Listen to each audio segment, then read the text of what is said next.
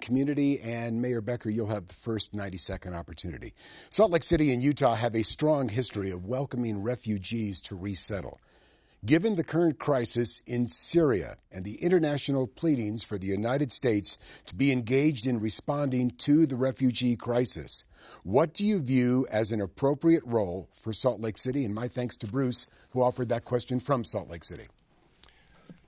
Well, Salt Lake City is what's a refugee resettlement city. We're one of the cities around the country that welcomes and includes refugees coming into our country and providing the support and assistance for refugees to be successful. They come from usually horrible circumstances in their home country.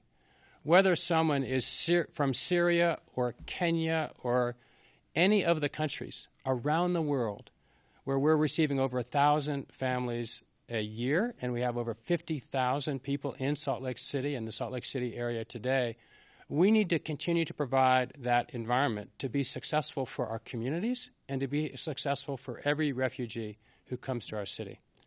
Now, recognizing that there was a shortcoming in what was happening at other levels of government and in our community, I established in my office a full-time refugee coordinator who reaches out to the dozens of different refugee populations and cultures. And we work with them on things like, what are your rights? Helping them with their language, helping them with their housing, helping them make sure they get the educational opportunities, and that we as a city are providing the right welcoming environment. I don't think we should discriminate on where our refugees come from. Those folks are coming from horrible circumstances, looking for a better life.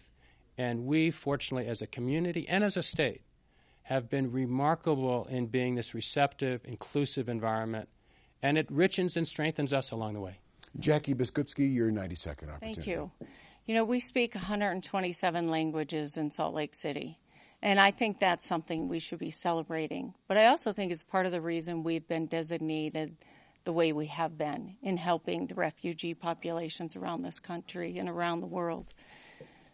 I am a big supporter of making sure that when refugees come to Utah, that we play our part in helping them be successful.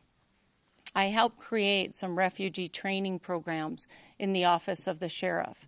What we were finding is that we had refugees being booked into our jail for things that they were doing, but didn't understand that what they had done broke the law. We didn't do enough to train people, to help them understand the laws of our land. And that's a critical thing that needs to be happening all the time, because we bring refugees into our community on a regular basis. So offering trainings like that alone is significantly helpful in making sure that there is success in resettlement. The other piece to this is our community should be celebrating how diverse we really are. But you would never know we speak that many languages here. We have an obligation, I think, to build our city in a way where we can see that we are culturally diverse, and we should be celebrating that. That helps everyone, it helps our economy, and it enriches our lives. In your rebuttal time, will you please turn principle to practical purpose? How many? When? How will we deal with it? From Syria. From Syria. Well, actually, those decisions are made at the federal level. I understand, but we do have this notion of the open door, the engagement with refugee resettlement. Can you forecast what you think might be an appropriate role for this city in answering the questions many posed by the disaster in Syria? Well, people are fleeing Syria because their lives are tortured, and so many people are dying in Syria. I believe we should be a welcoming country, as we are, in expanding opportunities for Syrians to come to this country, and as is happening across Europe. And the number, in terms, I think, whatever the federal government determines is an appropriate distribution around this country, we should be accepting. I think it's wonderful to have folks really from all cultures join our city and really reflect the diversity of cultures that strengthens us so much in our community. So in my mind, I'm not putting a limit in my mind in terms of what a number might be. Yes, absolutely. Cooperation with the federal government on this is critical. It's what has created a very successful program to begin with.